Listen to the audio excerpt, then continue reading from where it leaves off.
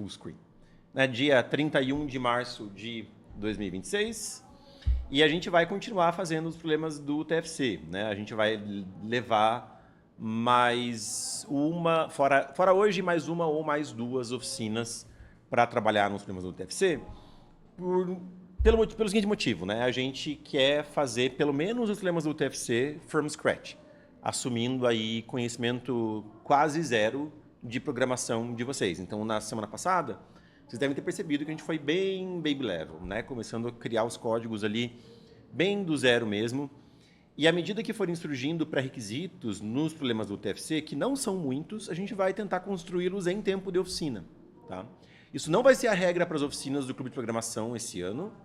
Então, eventualmente, quando houver pré-requisitos em alguma oficina, a gente já vai divulgar com antecedência o pré-requisito e vai passar material para vocês estudarem o pré-requisito antes de virem para a oficina. A gente nem sempre vai construir tudo do zero e reinventar a roda o tempo todo aqui no clube. Não é esse o objetivo.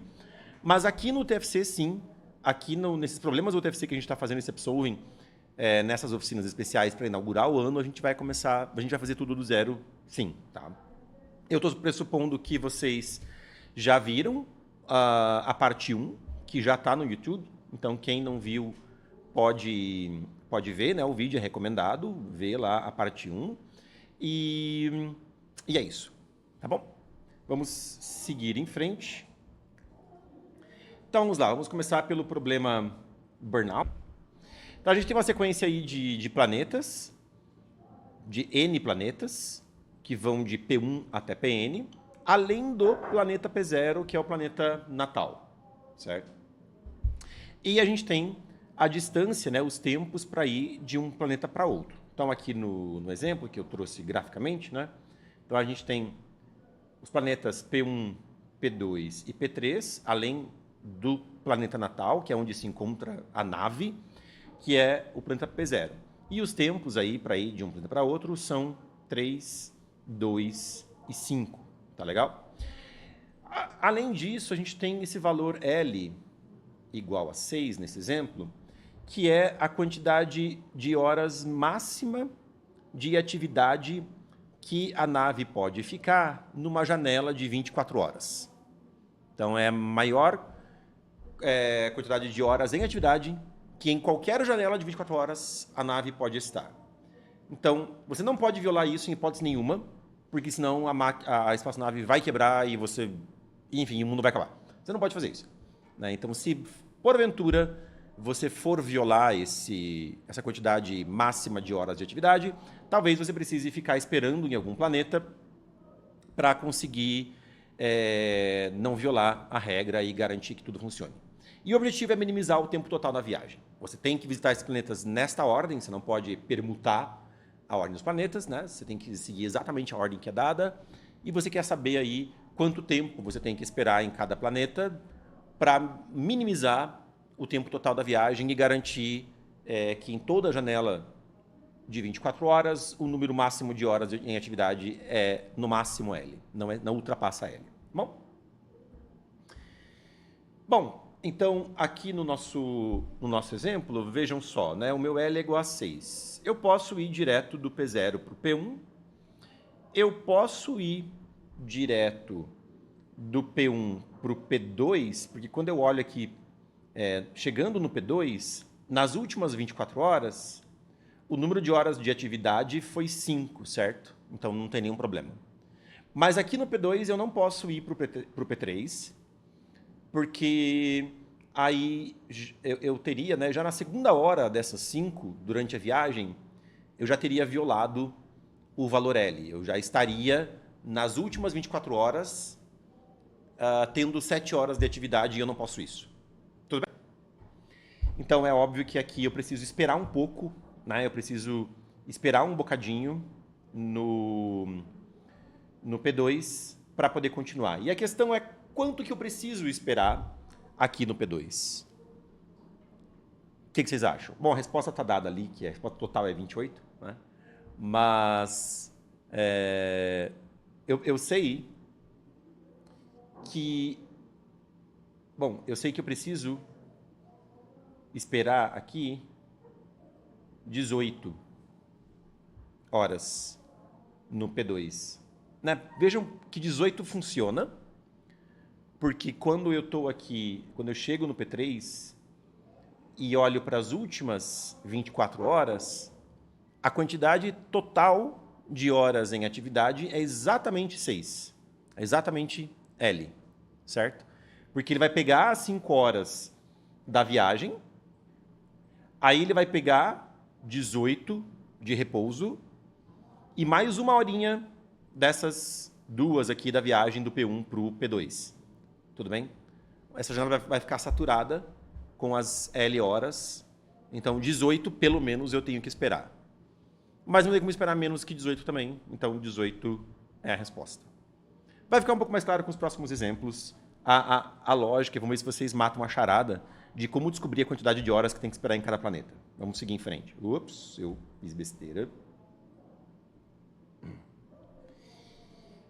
Então, olhem esse exemplo, né? O L é 24.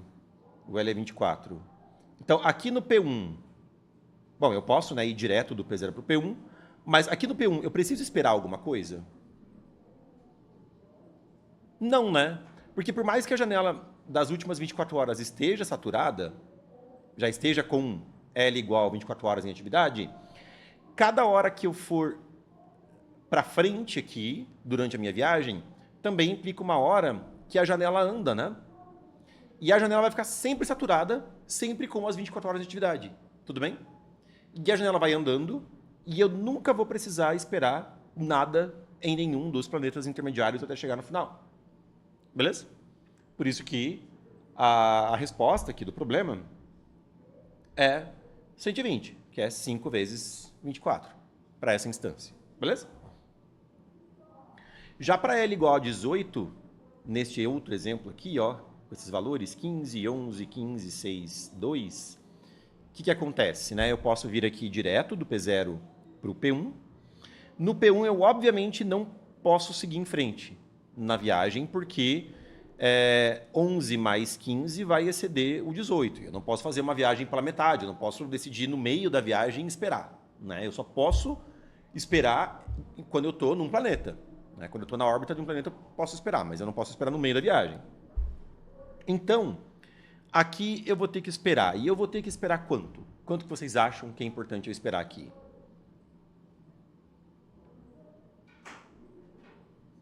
6. 6 funciona, né? Porque quando eu chego aqui no P2 e olho para a janela das últimas 24 horas, essa janela vai ter de atividade às 11 horas da viagem, certo? E ela vai pegar mais 7 horas dessa última viagem aqui, né? Então, vai ser uma janela saturada com L horas de atividade, que é o máximo que pode ter, onde eu vou ter esperado o mínimo possível, que é 6. Beleza? E aí, aqui em P2, vou ter que esperar mais um tanto também? O que vocês acham? Também, né? Também vou ter que esperar. E vou ter que esperar quanto? 6 também. Né? E de volta, quando eu olho aqui para P3, quando eu chego em P3, a última janela de 24 horas vai pegar essas 15 horas de atividade, vai pegar, claro, os 6 horas de descanso não contam, mas vai pegar mais 3 horas aqui da viagem de P1 para P2. Né? Também vai estar saturada, certo? Também vai estar saturada com L horas de atividade. E aqui, pessoal, em P3, vou ter que esperar alguma coisa? Sim, também, porque 15 mais 6 excede 18, né? E vejam que eu considero aqui o 15 mais 6, independentemente se antes eu estava descansando ou não, porque as janelas deslizam, certo? Então, se estava saturado antes, não tem problema, porque cada hora que for andando para frente vai também representar uma hora que vai sair da janela, né? Então, eu também vou ter que esperar e vou ter que esperar 6. Vocês percebem que esse valor que a gente espera no planeta, ele não depende das durações das viagens? Ele depende unicamente do L, né? É o 24 menos o L. É tudo que é do que depende o valor que eu espero no planeta. É por isso que no exemplo anterior, né, a gente não esperava nada em cada planeta. Sempre nessa ideia de que se a janela está saturada, que é o pior caso, quando a janela desliza, uma hora de atividade que entra é uma hora de atividade que sai, então está tudo bem. Né? Aqui no P4, a gente tem que esperar ou não? Isso é bem importante. Aqui no P4, temos que esperar ou não? Não, porque 6 mais 2 é 18. Ah, Zatesco, mas quando eu olho aqui para a janela que termina no P4, ela está saturada. Está saturada. Nas últimas 24 horas aqui, a gente tem 18 de atividade. Mas não importa. Eu posso seguir em frente para o 2 aqui, não tem problema, justamente porque cada hora de atividade que entrar é uma hora de atividade que vai sair da janela e está tudo certo. Ok? Então ficou claro, né, para vocês a ideia de como resolver o problema?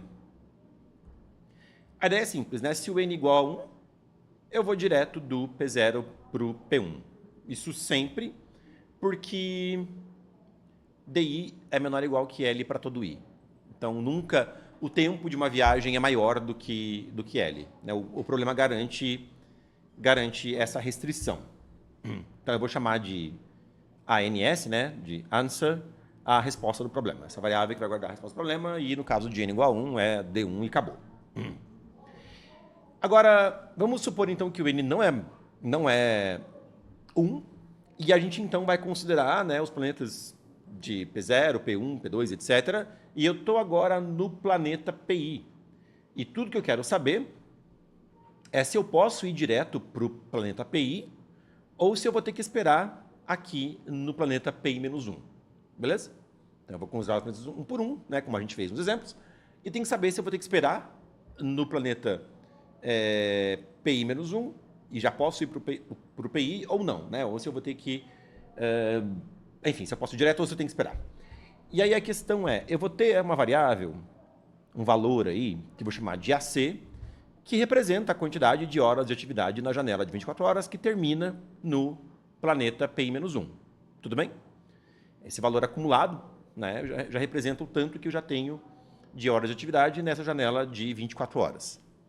E aí eu vou verificar, pô, esse valor mais DI, mais o tempo de viagem que eu tenho que ir pela frente para chegar no próximo planeta, ele excede ou respeita L? Então, se ele respeita L, eu posso ir direto para o planeta PI, certo? Eu incremento o valor de DI tanto na resposta quanto no valor acumulado. Beleza? Agora, se ele desrespeita L, se ele excede L, o que eu vou fazer? Eu sei que eu vou ter que esperar um tanto no planeta PI-1 antes de seguir viagem para o planeta PI. E quanto que eu vou esperar? Esse valor de 24 menos L, como a gente deduziu dos exemplos, certo? E o valor AC, o que eu faço com o valor AC? O valor AC, né, eu preciso entender que após chegar no planeta PI, como a janela das últimas 24 horas está saturada, cada hora em movimento que vier a entrar na janela implica em uma hora de movimento que vai sair. Como a gente já discutiu, então o valor AC eu reseto ele para DI, independentemente do que tenha antes, né? Porque, claro que vai estar saturada a janela, mas não importa, porque o que vier pela frente, cada hora de atividade que vier pela frente vai representar uma hora de atividade que vem atrás, então eu reseto o valor AC para DI como se o problema tivesse começado daqui, do PI-1. Beleza? E essa é a solução do problema, né? Aí você fica pensando, poxa, mas essa solução é ótima? O que me garante que essa solução é ótima? A gente tem que pensar um pouco nisso, né? Por que essa solução é ótima? É claro que a gente vai, durante a prova, fazer uma demonstração matemática de por que essa solução é ótima, né? Por que é matematicamente garantido que essa solução minimiza o tempo total da viagem, mas a gente pode rapidamente se convencer de que ela é ótima se perguntando quando que essa solução não seria ótima. E ela não seria ótima se a solução ótima para P1, P2, etc., até PI, precisasse usar uma solução não ótima para P1, etc., PI-1. Tudo bem? Porque a gente tinha suposto que até o planeta PI-1 a gente estava numa viagem ótima. E dali para frente o que a gente fez foi o que dava para fazer para ir para PI. A gente esperou o mínimo possível para ir para PI com toda certeza, né? Porque ou a gente foi direto ou a gente esperou o mínimo que dava. Então só não seria ótima essa solução se a gente de algum modo tivesse que ter feito uma escolha não ótima para chegar no PI-1 que fosse compensar para a próxima viagem. Só que isso não é possível de acontecer. Não existe esse cenário, porque a quantidade de horas que a gente espera num planeta não depende da duração da viagem até ele. Então, se eu vou deslocar horas de espera entre 2 planetas consecutivos para outros 2 planetas que vieram antes, não vai fazer diferença, né? Não vai ter como isso melhorar o tempo total da viagem. Não tem como 1 hora que eu desloque para trás, ou 2 horas que eu desloque para trás, compensar 1 hora que eu vou agora fazer atualmente. Quer dizer, as horas vão deslizar entre as janelas e eu não vou ter como economizar horas agora tendo pagado mais horas lá atrás. Deu para visualizar mais ou menos a ideia? Então, esse é o argumento, né? Esse é o insight que a gente tem que ter para se convencer de que a solução é ótima. Acho que tudo isso tem um pouco a ver com familiaridade com pensamento computacional. No final das contas, são problemas que vão motivando a gente, vão treinando a gente para pensar mais em termos de estruturas computacionais. A gente vai tendo esses insights, né, de por que a solução é ótima, ou como que eu vou fazer a solução para esse problema, e a gente vai ficando cada vez mais experiente em construir essas soluções, quando a gente vai tendo esses insights, entendendo mais, né, a estrutura dos problemas. E isso que é o legal, eu acho, da maratona de programação e da programação esportiva, né? Você poder praticar bastante e exercitar bastante o seu pensamento computacional e poder fazer problemas, né, que vão te tornando cada vez melhor. Alguma dúvida, pessoal, sobre a solução? Não? Todo mundo convencido? Beleza. Vamos codar, então. Vamos fazer o código aí do problema. Eu já tenho aqui aberto. Vai ser um código bem simples. Todo mundo está vendo bem o editor de texto? Então eu vou ter o N lá, né, que é a quantidade de planetas. Eu vou puxar para cá. Deixa eu deixar aberto o enunciado do problema também. Aqui. Vou ter o L e vou ter os valores das distâncias, né? N, L, D. São no máximo 10 ao cubo planetas. Eu vou fazer com alocação estática mesmo, apesar dos haters que estão aqui na sala, né? Vamos lá. Apesar dos haters de alocação estática, eu vou fazer com alocação estática por enquanto, porque tem gente ainda, né, que não conhece tanto de C++ ainda, e vamos fazer cada vez mais simples as coisas. Beleza, vou ler aqui então os valores, né, dos tempos para ir para cada planeta. Eu estou um pouco me batendo com esse microfone. Deixa eu ver se aqui fico melhor. Fico melhor.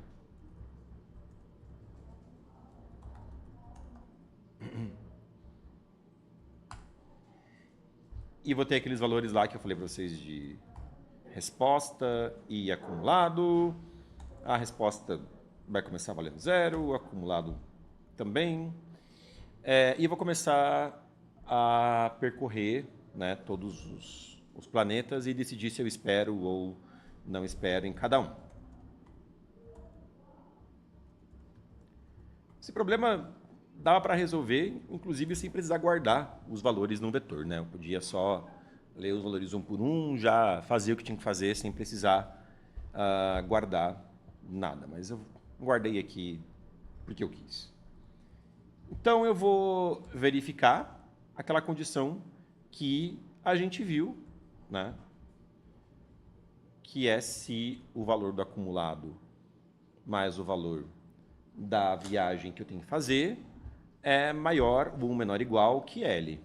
Então, vamos lá. Se respeitar L, eu sei que eu vou acumular sobre a resposta só o valor da viagem e acumular no AC, no acumulado, só o valor da viagem. Né? Se não, eu vou acumular na resposta DI mais 24 menos L, como a gente viu, e seto o acumulado para o valor da viagem. Né? Reseto ele para o valor da viagem.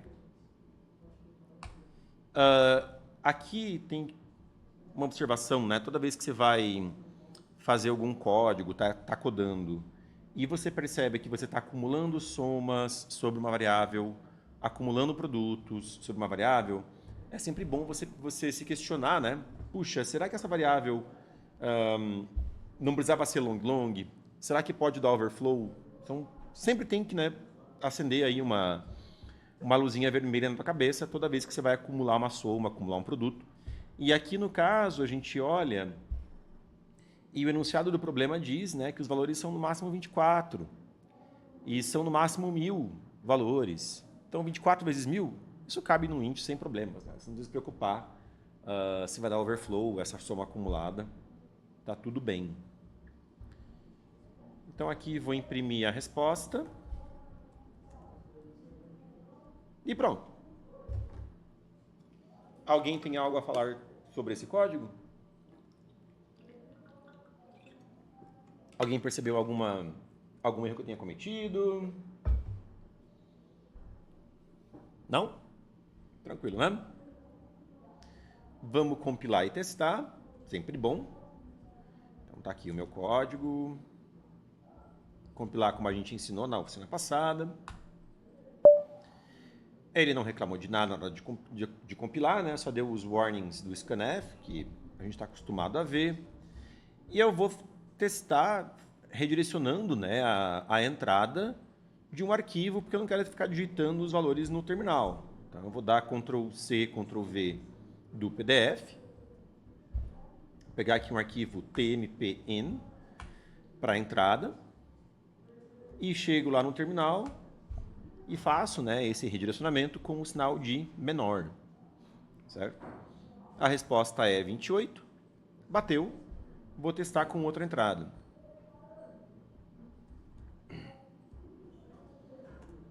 Testando agora com outra entrada. 26. Bateu também. Né? Sempre, pessoal, testem o código de vocês. Compilem, testem, para depois submeter. Você pensa, Zatesco, mas é tão importante passar o código o mais rápido possível na maratona. Pois é, mas você não vai perder, sei lá, 1 minuto compilando e testando o código. Não vale a pena você, por causa de 1 minuto, fazer uma submissão que vai te dar 20 minutos de penalidade. Né? É o tipo de coisa que realmente não vale a pena. Então, eu sempre recomendo aí compilar e testar antes de submeter.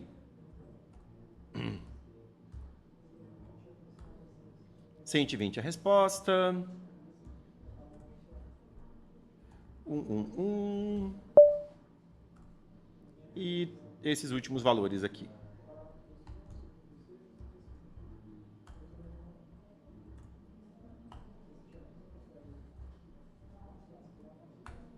(67). A princípio, tudo certo. A gente pode submeter. Vamos submeter o código. Selecionar o problema B. Ups, eu não copiei o código.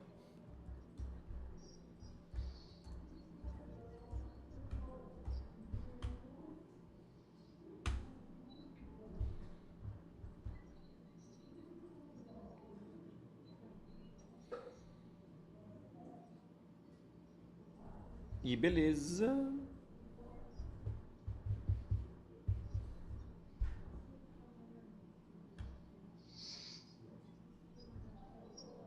Meio lento o Code Forces. Foi. Muito bem. Bom, vamos seguir em frente então. Vamos para o próximo problema que a gente vai fazer aqui, que é o problema de alma. Eu vou dar uma olhada lá no enunciado com vocês, comentar sobre o problema, mas sem ler todo o enunciado, né, sem perder tempo com isso. E o problema consiste basicamente no seguinte, né? Descascando a historinha, você tem um número n e duas sequências de n inteiros, duas sequências de n valores, né, que representam aí, primeiro, as despesas de cada um dos n dias e as receitas de cada um dos n dias, né? Isso lá na lanchonete do Djalma. E você quer descobrir, dentro desse intervalo de dias, qual que é a janela de dias consecutivos que maximiza o valor da receita total, né? Então, a receita total naquela janela é os ganhos naqueles dias menos as despesas. Tudo bem? Então, aqui no exemplo, se eu olho para esses valores, eu tenho, né, de saldo no primeiro dia, menos 2, depois menos 3, aí 4, menos 1, menos 2, 1, 5, menos 3, certo? E se eu pego essa janela de dias aqui, né, essa janela me dá uma receita total, né, entrou nessa janela de dias 4 mais 1 mais 5, 10, menos as despesas nesses dias 1 e 2, isso me dá 7. E essa é a resposta do problema para esse exemplo. Nenhuma outra janela de dias me dá um valor maior total do que 7. Tudo bem? Ficou mais ou menos claro para vocês o enunciado do problema? Alguma dúvida? Esse problema está relacionado, né, com um problema muito clássico da computação, que é este problema aqui, ó. Dado um vetor de inteiros, indexados aí de 1 até n, eu quero encontrar o valor máximo da soma dos elementos de uma janela de elementos consecutivos no vetor. Coloquei aqui de 1 até n, mas pode ser de 0 a n menos 1, tanto faz, né? Mas o que importa é eu quero encontrar uma janela JI, né? Uma janela que começa na posição J e termina na posição I, e que maximiza o valor total da soma dos elementos daquele array, daquele vetor. E é claro que os problemas se correspondem, né? Você pode dizer, mas lá no problema do TFC eram 2 vetores, mas você transforma aquele problema lá nesse problema muito facilmente. É só você criar um único vetor, né, que é a soma das receitas dos dias, os valores das receitas dos dias menos as despesas dos dias, tudo bem? Aí você tem só um vetor para trabalhar, que são os inteiros, né? Os valores vão ser positivos ou negativos, dependendo aí do balanço de cada dia. Então, esse é um problema, assim, bem fácil de entender, né? Quero encontrar um valor de uma janela dentro de um array que maximiza o valor da soma. Nesse exemplo aqui, a janela é essa aqui. Ela vai ter valor 4 mais 1 mais 5, menos 1, menos 2. Corresponde exatamente ao exemplo que a gente viu agora há pouco no PDF do TFC. Então, uma solução ingênua, né, seria fazer um for nessas duas variáveis, J e I. Né? Então, para cada posição onde eu quero começar a janela, eu faço um outro for vendo onde que eu vou terminar a janela. Esse é um jeito de você garantir que você vai percorrer todas as janelas possíveis e vai poder computar todos os valores das somas de todas as janelas. E aí é só pegar maior. Né? Super simples a solução. Essa solução que a gente chama de a solução ingênua, né, naive, do problema, é uma solução quadrática. Né? Eu vou percorrer aí as aproximadamente n ao quadrado janelas. No nosso problema ali do TFC, o n é aproximadamente 10 na quinta, no pior caso, né? Ele vai até 10 na quinta. E para n 10 na quinta ao quadrado é 10 na 10. E isso não passa no limite de tempo do problema, porque o limite de tempo do problema é 1 segundo.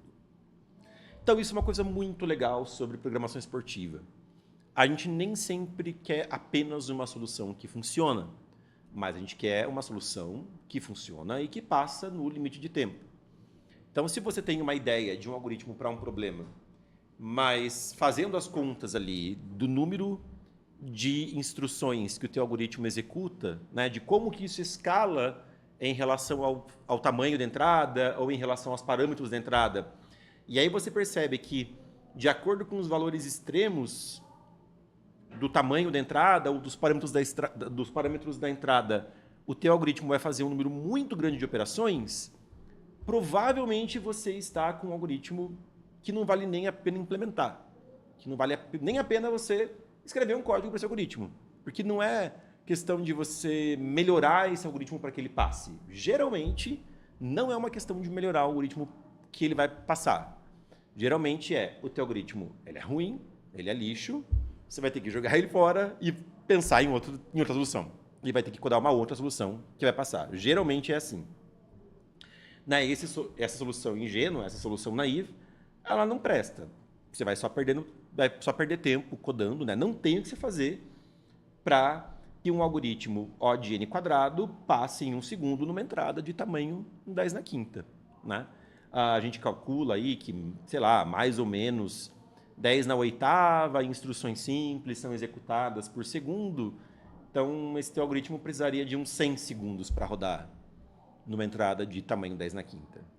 Então, o teu algoritmo é 100 vezes mais lento do que o ótimo esperado. Isso é uma coisa muito legal sobre maratona de programação, que eu acho que ela dá um outro insight, um outro feeling de complexidade de algoritmos. A gente, às vezes, acha, quando faz, sei lá, estruturas de dados 1, ou qualquer disciplina dessas que trabalha com complexidade de algoritmos, a gente acha que um algoritmo n quadrado versus um algoritmo n log n, é porque o algoritmo n log n é mais rápido que o n ao quadrado, mas a gente não tem muita noção da ordem de grandeza. A gente não tem muita noção que eu estou tirando aqui do n quadrado, que é n vezes n, eu estou trocando um fator n por um fator log. E essa troca é significativa. Isso é um speedup exponencial, né? Porque n é exponencial em log n. E isso aqui não é uma coisa, isso aqui, o código antes rodava em 3 segundos, agora vai rodar em 1 segundo. Não é isso. Né? Eu estou falando de que para entradas que nem são tão grandes assim, algo que ia rodar em 100 segundos passa a rodar em menos de 1. Então, são ordens de grandeza que está escalando o tempo, certo? E ordens de grandeza que são quadráticas, que são, assim, são significativas, né, em relação a conforme escala o tamanho da entrada. E eu acho que você poder participar de programação esportiva, poder participar da programação, também é uma oportunidade de ter essas coisas de um modo mais tangível. Né? Começa a fazer mais sentido na tua cabeça o que significa um algoritmo n quadrado, o que significa um algoritmo n log n. Isso vai fazer muito mais sentido para você. Né? Vamos então tentar trabalhar numa solução melhor, né? Numa solução que não é O de n ao quadrado, mas na verdade é O de n para esse problema. E aí a gente vai pegar, né, o nosso problema, então, que é encontrar o valor máximo da soma dos elementos de uma janela JI. E claro que uma dificuldade para esse problema é porque a gente tem duas variáveis. Como é que eu vou fazer uma solução O de n linear se eu estou buscando por um valor que é determinado por duas variáveis, J e I, onde começa e onde termina a janela? Como é que eu vou fazer isso? Aí, pessoal, vem um macete que vale para esse algoritmo que a gente vai desenvolver aqui, vale para esse problema, mas isso vale para muitos e muitos problemas da computação. Tem muitos e muitos algoritmos da computação clássicos e vários problemas também de maratona de programação, de programação esportiva, que seguem esse mesmo princípio. Que tal você reescrever o teu problema, mas fixando uma das variáveis? Mudando um pouco o enunciado do problema, mas ao invés de você se perguntar sobre a janela ótima, né, está procurando a janela ótima do vetor, sabe Deus onde é que ela está? Que tal você fixar um dos lados da janela e aí o que você tem é para cada posição do vetor, só tem que descobrir o outro lado onde começa ou onde termina a janela. Né? Por exemplo, o enunciado do nosso problema vai virar o seguinte. Dado o vetor, O que eu quero agora é encontrar, para cada i, eu quero encontrar esse valor, resposta de i, que é o valor da soma máxima de uma janela que termina em i. Beleza? Se eu puder encontrar esse valor para todo i, o maior deles vai ser a resposta do problema original.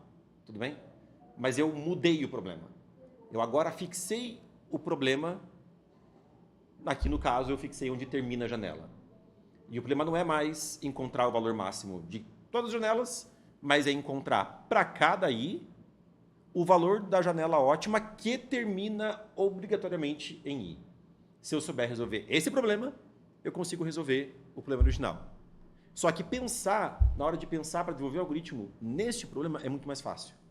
Porque você já tem pelo menos um dos extremos da janela ancorados.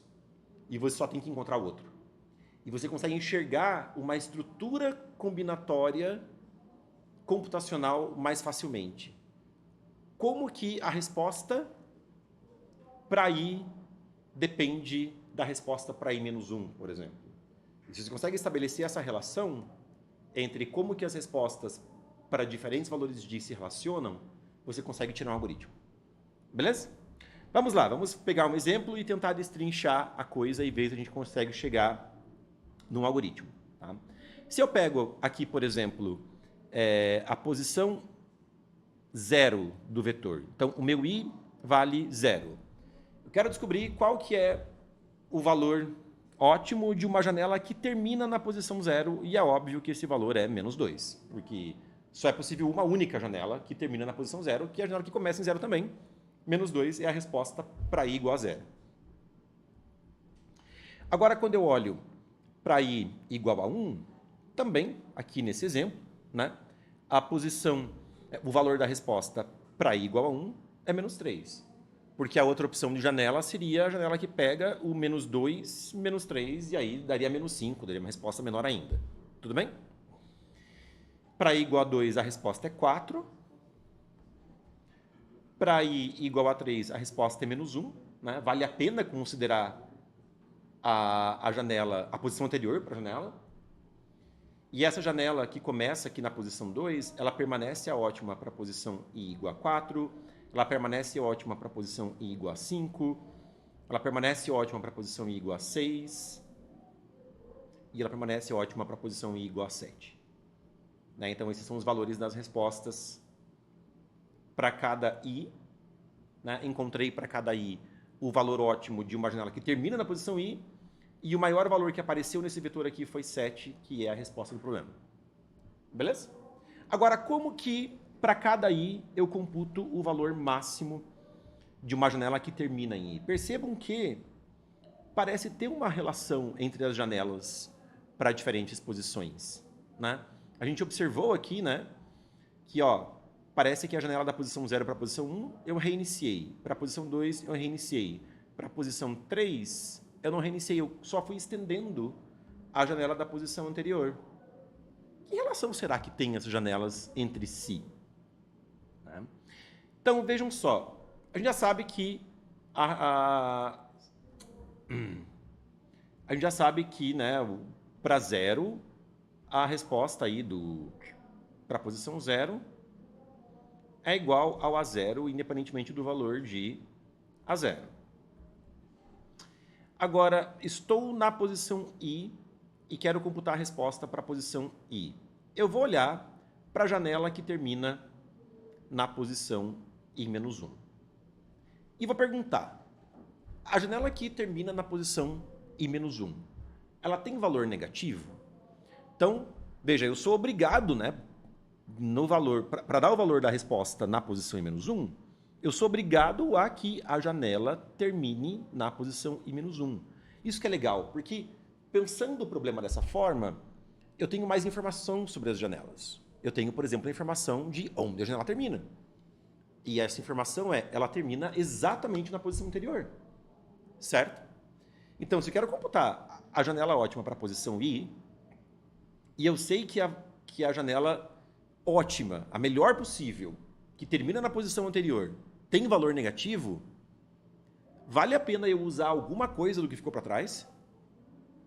Não, né? Porque se a melhor coisa que eu podia fazer com o que ficou para trás tem valor negativo, é melhor eu jogar fora tudo que tem para trás e fazer uma janela nova com só uma posição, certo? Mesmo que o valor da posição I, o valor AI, seja negativo, não importa. Porque se o que estava para trás é negativo, negativo com negativo vai ficar mais negativo ainda. Tudo bem? Então, eu já sei, né? Se o valor da resposta para a posição em -1 é negativo, joga fora a janela ótima da posição em -1 e começa uma janela nova para a posição I. Que é o caso aqui, né, do I igual a 1, I igual a 2. Agora percebam, né, que no I igual a 3, eu tenho que na posição I-1, a janela ótima tem valor positivo. Então, se ela tem valor positivo, ou até mesmo valor igual a 0, não importa, né, um valor que não é negativo, vale a pena eu continuar estendendo essa janela. Porque mesmo que o meu valor seja negativo, bom, o valor da posição I sendo negativo, ele vai ter que estar na janela ótima que termina na posição I, porque a janela ótima da posição I tem que terminar na posição I, ela tem que incluir esse valor. Eu não tenho escapatória. Mas se o que eu tinha para trás é um valor positivo, isso pelo menos vai acumular o valor da janela que eu estou construindo, certo? Então eu vou estender a janela ótima que termina na posição em -1 e essa janela vai terminar agora na posição I.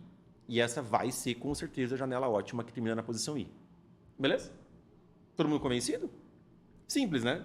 Vejam como ficou super simples o problema, só modificando um pouco no estado do problema, né? Pensando em ancorar o problema em uma variável. E aí assim vai, né? Vejam aqui, para I igual a 4, o valor do vetor é -2, mas o valor da resposta para I-1 é positivo, eu estendo a janela. E assim vou, né? Positivo, compensa estender a janela. Positivo, compensa estender a janela. Positivo, compensa estender a janela. E aqui, positivo, compensa estender a janela. Beleza? Esse algoritmo é conhecido como algoritmo de Kadani. É um algoritmo bem clássico, para um problema super simples. E eu acho um pouco engraçado, assim, que às vezes uma pessoa que sabe programar, já aprendeu o básico ali de programação, não é capaz de, sei lá, conceber uma solução dessas, ou nunca viu isso, ou acabar se batendo um monte para resolver um problema tão simples. Isso talvez seja um indicativo de que a gente está estudando pouco computação. Né? A gente está estudando pouco programação, a gente está estudando pouco lógica de pensamento computacional. Estamos estudando talvez muito outras coisas, mas pouco de entender computação mesmo e os processos computacionais necessários para o design de algoritmos eficientes. Né? E é isso que a gente faz aqui no curso de programação. A gente tenta ser um lugar para praticar pensamento computacional. Tá bom? E é claro, né, esse algoritmo ele é O de N, né? Porque a gente vai só varrer aí o vetor de uma varredura linear, calculando as respostas e depois escolher o maior valor que foi usado aí para preencher o vetor de respostas. Não tem segredo. Né? A complexidade é O de N, que é o que a gente queria. Alguma dúvida, pessoal? Pergunta, comentário? Não? Vou então codar. Este é o problema D. Oi. Sim, eu...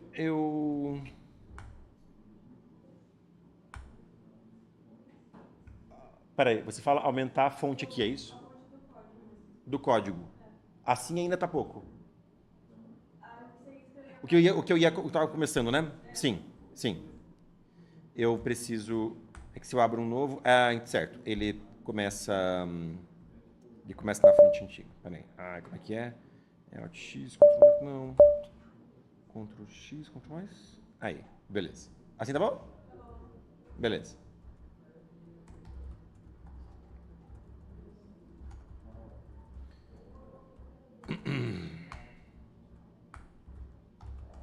Será que o pessoal que estava online continua me acompanhando? Não sei. Acho que sim. Então aqui, vou deixar o código aqui para o lado para poder dar uma olhada ali na entrada, né? Eu vou ter esse valor de inteiros, esse vetor de inteiros, que eu vou chamar de A.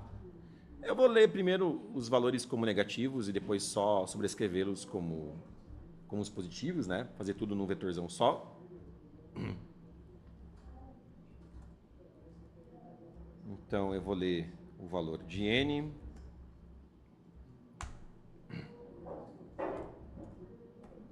Por enquanto eu vou usando a alocação estática. Os haters que me perdoem. O max é 10 na quinta, né? Quando você vai usar a alocação estática, assim, sempre bacana alocar o vetor, alocar o array com um pouquinho mais de posições do que o que fala enunciado, porque às vezes você não vai usar a posição 0, às vezes é uma string que precisa de uma posição extra barra 0, etc. Então aloca com o número de posições que é da mesma ordem de grandeza do que o número dado para o enunciado, só que um pouquinho maior. Então, ao invés de fazer 10 na quinta, tipo isso aqui, eu vou fazer isso aqui. Este é o meu 10 na quinta. Não é 10 na quinta, né? Mas é um número um pouquinho maior que 10 na quinta, só que da mesma ordem de grandeza. E é bacana porque assim eu conto os zeros, ó. 1, 2, 3, 4, 5. E eu estou garantindo que eu estou colocando 10 na quinta e não 10 na quarta, que seria um grande problema, né? Porque, às vezes, assim, essa é uma das desvantagens de usar a alocação estática, é você fazer isso aqui. Você acha que isso aqui é 10 na quinta. E aí você alocou um vetor estático lá com 10 na quarta posições. E esse é o tipo de erro que nos seus testes você não vai perceber. Você não vai fazer testes locais com 10 na quarta posições. A menos que você crie testes ali no tempo da competição, testes grandes, né? E às vezes é recomendado fazer isso para debugar código. Mas se você não criar testes grandes para testar o seu código ali no tempo da prova, você não vai achar esse erro nunca.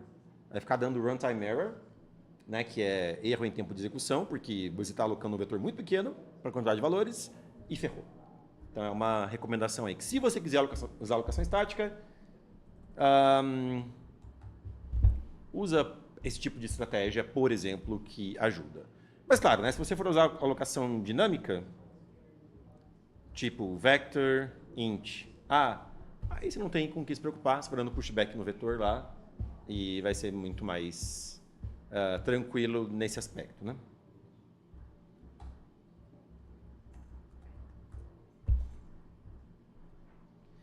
Então eu vou ler aqui os valores. Primeiro, eu vou lê-los como negativos, né?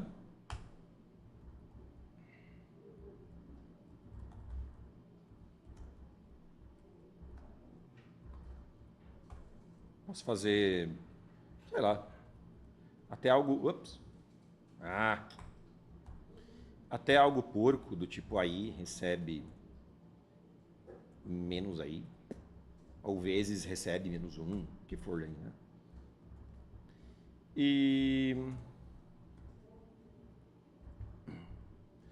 depois eu vou ter que ler um valor e acumular sobre o aí, né?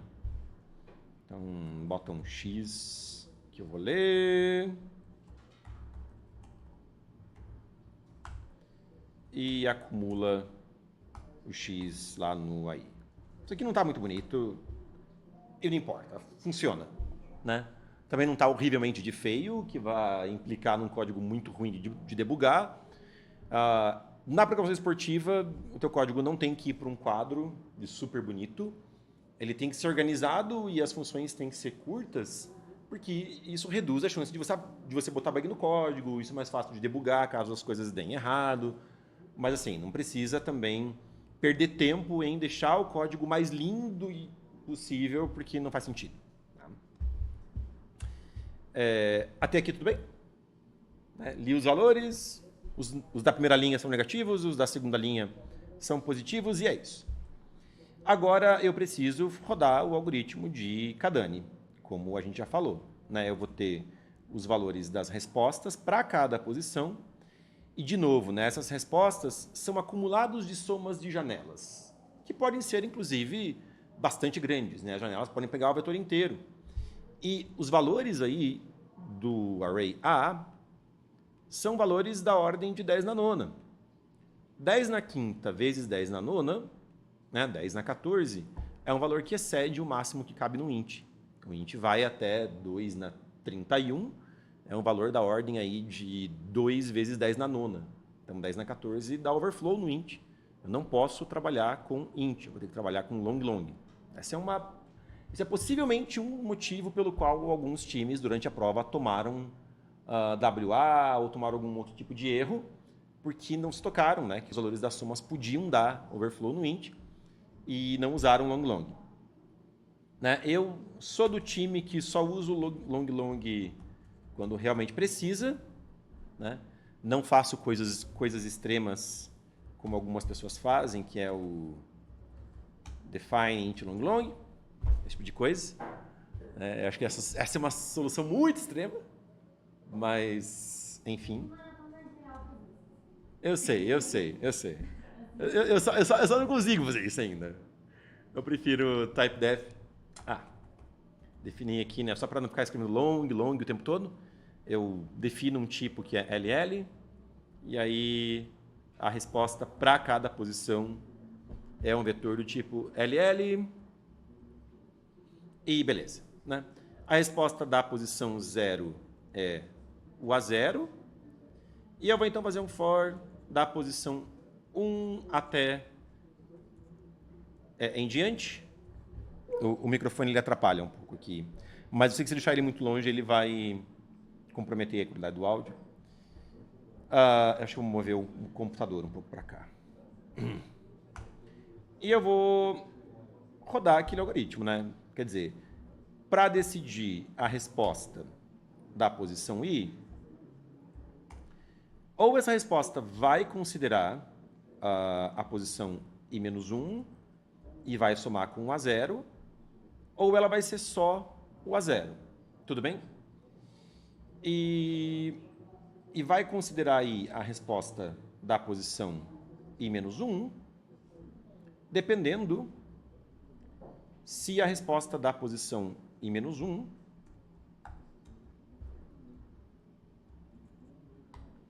é maior ou igual que 0, certo? Se esse teste aqui der 1, eu vou somar a janela que termina na posição I-1 com o valor do vetor na posição I. Tudo bem? Se não, se esse teste der negativo, no valor 0, isso aqui tudo vai ser cancelado e eu vou ficar só com o AI. Beleza? Zatesco, eu podia ter feito um if, tipo if, a resposta da janela para a posição I-1 maior ou igual a 0, claro que podia, sem nenhum problema. Eu faço assim porque é meu estilo e tá tudo certo. Isso vocês não me viram ainda botando nenhum ternário no código, como eu realmente gosto de fazer. Mas, ok. Tá bom? Todo mundo entendeu o que eu fiz aqui? Tudo certo? Vamos seguir em frente. Aí eu preciso achar, né, a resposta que eu vou dar. Que a resposta que eu vou dar é o maior valor que eu escrevi nesse vetor de resposta. Então, vou chamar esse cara de resposta máxima, que começa em 0. E é importante começar em 0. Você vai pensar assim, mas poderia ser todas as janelas negativas e a resposta sendo negativo? Podia. Isso pode acontecer. Mas o enunciado do problema tem essa linha aqui, que é importante você ler, que se o lucro máximo for negativo, imprima 0. Eu tomei um WA nesse problema, que eu estava testando, porque eu não vi isso. E aí estava imprimindo resposta negativa no caso de o máximo negativo. Então, já que se o lucro máximo for negativo, imprima 0, eu já vou começar a resposta máxima em 0. E está a esperança de esse 0 subir, mas se ele não subir, a resposta 0 está correta e acabou. Então,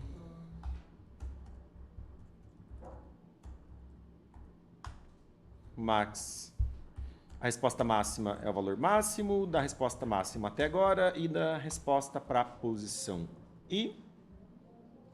Né? Tudo bem? E imprime o valor da resposta máxima. Imprimir long long é LLD. É assim que a gente imprime long long no C++. Alguém quer falar alguma coisa sobre o código? Não? Alguém viu eu fazendo alguma capivarada no código? Se vocês estão usando Linux ou qualquer distribuição aí que tenha Bash, né, que o terminal você tenha Bash ou Shell ou alguma coisa assim, você pode fazer for no terminal. Então eu poderia já criar vários arquivos. Eu vou fazer isso aqui. Eu vou fazer com letras, mas dá pra fazer com números, como o Espada sugeriu. Não, letras não, porque eu estou usando letras para os problemas. Eu vou fazer com... Vamos lá, rapidinho. Vou criar um arquivo 1.in. Então, 1.in vai ser esse cara aqui. Vem e pá. Isso é legal de mostrar. 2.in. O arquivo 2.in vai ser esse exemplo 2. Pá. 3.in. 3.in vai ser esse arquivo aqui. Olha só. Né? Aí, no terminal, eu vou fazer um for j n 3.3 com chaves assim. Essa variável j vai iterar de 1 até 3. Tem que tomar a sintaxe do Bash, o Shell é meio chata, é bom vocês estudarem ela depois. Ó, só para mostrar aqui, para mostrar a variável é echo $j. Do echo $j done. Mostrou ali 1, 2, 3. Então eu vou vir aqui e trocar o echo $j para a.out, redireciona a entrada de $j, que é a variável j, né, para pegar o valor tem que ser com dólar na frente, .n. Tudo bem? E 7, 15, 0 foram as respostas. Né? Se quiser redirecionar para o arquivo de saída, sei lá por quê, vai que a saída seja muito grande, daí você redirecionar a saída com sinal de maior. Né? A entrada você redireciona com sinal de menor, a saída com sinal de maior. Pode colocar $j.sol. Então, ele vai redirecionar para esse arquivo de saída. Posso dar um cat1.sol, cat2.sol, cat3.sol. Então, lá os valores nos arquivos 1.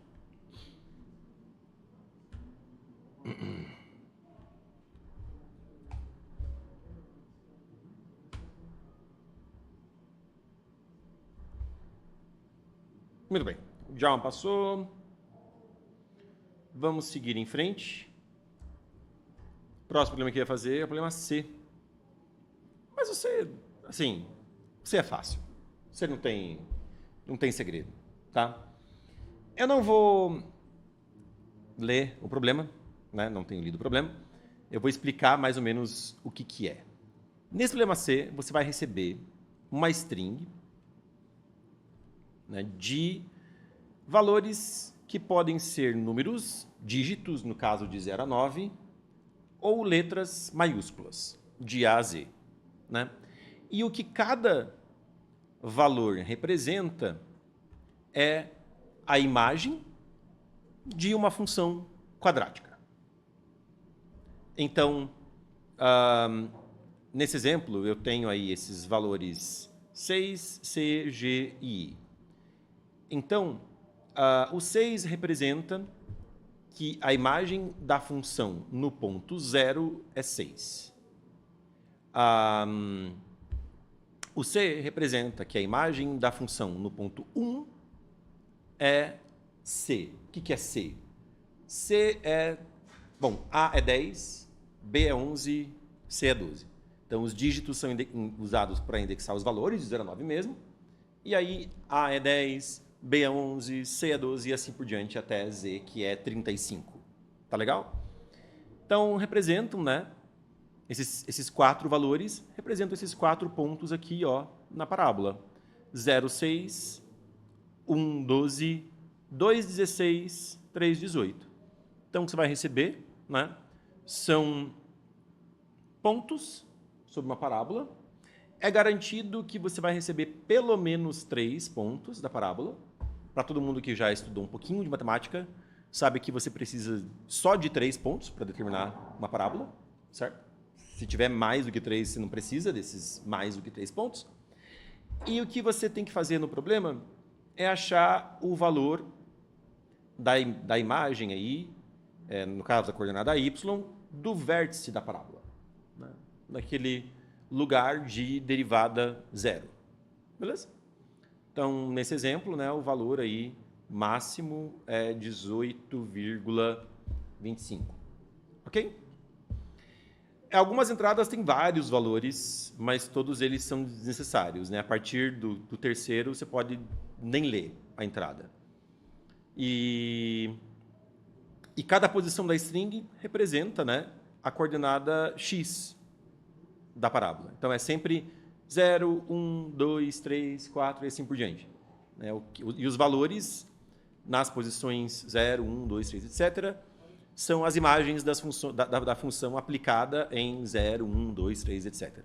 Beleza? Dados os 3 pontos, vou chamar de x0, y0 e x1, y1 e x2, y2. Eu quero saber, né, a equação da parábola que passa por esses 3 pontos. A equação da parábola é da forma ax² mais bx mais c igual a 0. Tudo bem? É um sistema aí de equações lineares com 3 equações, certo? O meu x0 eu sei que vale 0. O meu x1 eu sei que vale 1. O meu x2 eu sei que vale 2. Então eu vou só substituir e vou ficar com 0 mais c igual a 0 nada, né? Igual a 0 nada. É igual a y, certo? Beleza? Então, vou ficar com c igual a y0 na primeira equação. Na segunda equação, a mais b mais c igual a y1. E na terceira equação, 4a mais 2b mais c igual a y2. Beleza? Então, deixa eu multiplicar por 2 em cima. Menos 2a, menos 2b, menos 2y0, menos 2y1. 4a mais 2b mais y0, y2. Ok. 2a igual a y2 menos y0. O y0 é menos 2y0 mais y0. Menos y0, certo? Então, mais y0 menos 2y1. Agora bateu. É isso aí. E substitui aqui o b e acho o b. Né? O b é simplesmente y1 menos y0 menos a. Ok? Beleza? Então a gente vai receber os valores aí, né, de y0, y1, y2, e tem só que substituir essas contas. C é esse cara, o a é o lado direito sobre 2, o b é isso aqui, achou a equação da parábola, é só, e eu quero saber, né, o valor do y máximo, é o valor em que a derivada da equação quadrática do polinômio de grau 2 é 0, certo? Então, eu quero resolver essa equação aqui, 2ax mais b igual a 0, tudo bem? X igual a menos b sobre 2a, ok? E aí esse é o valor de x, substitui x na fórmula, eu acho y. Beleza? Ok. Peço desculpas pelo desastre nas contas, mas este sou eu. Né? Vamos lá, rapidinho. Eu tenho 3 minutos. Eu vou codar em 3 minutos. É pouca coisa. Eu queria ter ido mais longe hoje. Eu queria ter feito ainda o outro problema. Mas não deu tempo, né? Bom, a gente vai ter aí uma string, né? Eu vou ler como string mesmo. String do C++. E vou ler com 100. E aí eu vou definir os meus valores A, B e C, que vão ser double, A, B e C, né? Mas primeiro eu vou converter os 3 primeiros caracteres da string S para valores y0, y1 e y2. Eu vou fazer assim, vou pegar os y, botar num arrayzinho e vou fazer algo do tipo de 0, 1... é o microfone aqui batendo. 0, 1 e 2, o y e uma função que eu vou chamar de paranúmero SI. Certo? Então converte para um número o valor aí do caractere lá na string, porque tem a regra, né, de 0 a 9 é 0 a 9, de A a Z é de 10 a 25, eu vou ter essa funçãozinha para fazer essa conversão e obter os valores y0, y1, y2, para eu poder com eles calcular o A, o B e o C. Aí eu vou olhar a minha cola ali do rascunho das contas. O valor C, que é o mais fácil de todos, é o y0, né? Vou começar com ele. O valor A é o y2 mais o y0 menos 2 vezes o y1 dividido por 2... dividido por 2, certo? Só tem que tomar um pouco de cuidado quando você faz essas contas, porque eu quero que o saldo seja um ponto flutuante, né? Eu quero obter um double. E tudo aqui é inteiro, né? Inteiro, inteiro, inteiro, dividido por 2, que é inteiro. Então, essa operação aqui, né, essa barra, é quociente de divisão inteira. Ela não é divisão por 2, que é o que eu queria. Então, para garantir que a divisão seja interpretada como divisão de ponto flutuante, divisão de double, eu preciso que um dos operandos, pelo menos, seja double. E aí, acho que o jeito mais simples de fazer isso é isso aqui. Bota um ponto no 2 e acabou. O 2 virou double e a conta vai ser feita com double, né? O B, de acordo ali com as contas do nosso rascunho, que ficaram uma bagunça, porque o slide que eu preparei não compilou, sei lá o que deu no LaTeX. Por que não está andando esse meu Emacs? Será que travou? Isso é um problema. Se travou, que eu só quero saber... bom, a gravação continua aqui, mas o meu Emacs travou a posição dele. Vou voltar para esse cara aqui, vou voltar para esse cara aqui. Ele está travado. Ele nem maximiza. Isso é um problema. Estou com medo. Mas, bom, o B era o y1 menos o y0 menos A, né? E aí eu posso saber quem é o x. O x é menos B sobre 2 vezes A. E aí tudo bem, aqui já tenho double nos operandos da divisão. Já vai ser interpretada como deve ser. E eu vou, por fim, calcular a resposta, que é dada por A vezes x quadrado mais B vezes x mais C. Beleza? Todo mundo feliz?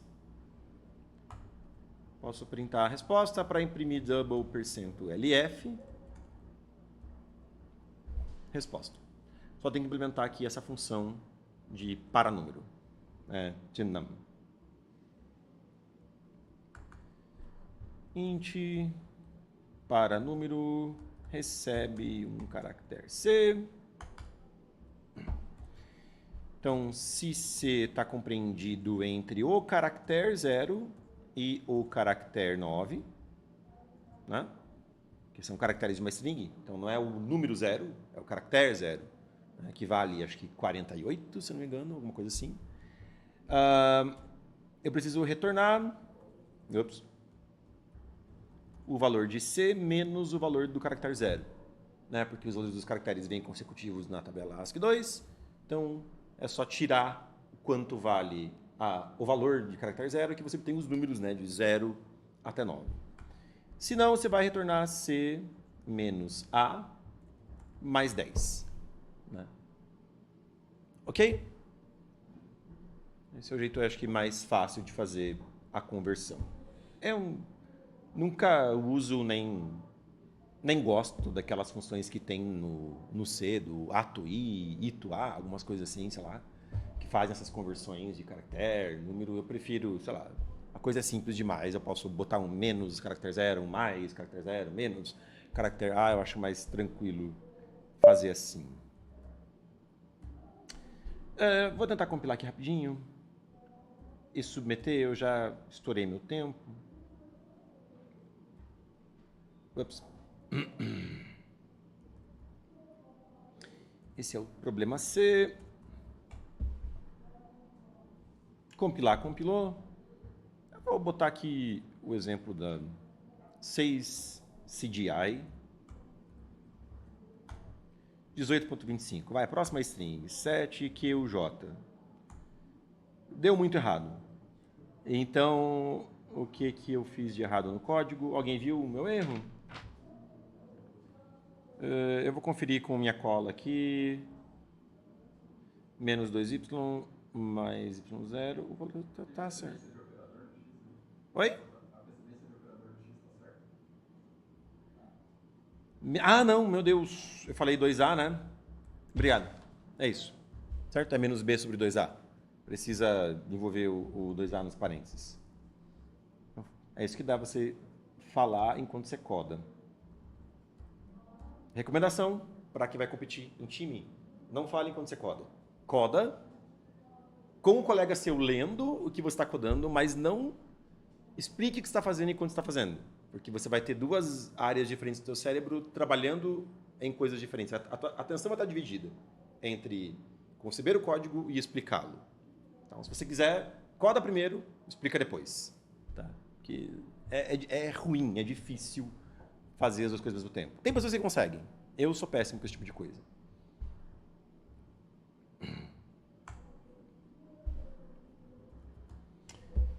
Vamos lá, o 7QUJ bateu o valor e eu estou satisfeito. Eu vou submeter e encerrar essa oficina.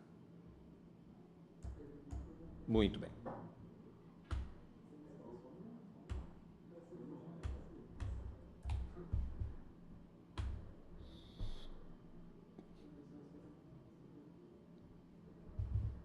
E passou. Beleza, galera? Vou tentar na semana que vem ficar aqui já com tudo até aberto, pronto no meu laptop. Só esperando mesmo o Simão sair do laboratório pra gente entrar, plugar as coisas e começar. Pra gente não perder tanto tempo, né?